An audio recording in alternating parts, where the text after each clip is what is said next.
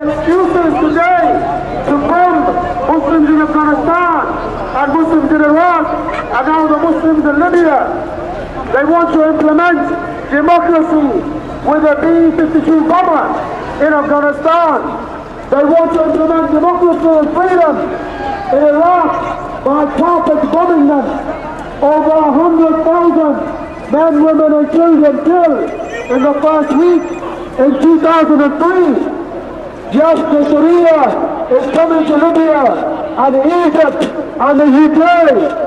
However much you may dislike it, Britain will one day be governed by the Sharia because the Muslims are rising. Many people are embracing Islam. Islam is the future for Britain. Sharia to UK! Sharia to UK! The living and murder and mayhem because that is the nature of man-made law. Man-made law goes to hell. Man-made law goes to hell. Man-made law goes to hell. Man-made law goes to hell. Sharia for UK. Sharia for UK. La ilaha illallah. La ilaha illallah. Muhammadur Rasulullah. Muhammadur Rasulullah.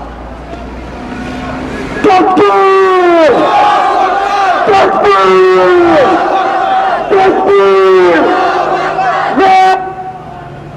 La ilaha illallah. Muhammad. La ilaha. La ilaha illallah. Muhammadur Rasulullah. Muhammadur Rasulullah. Could you tell me what you're doing here today? We're here today to protest against the intervention by the American and the British government into Libyan soil, against the Muslims, and obviously we're protesting against that.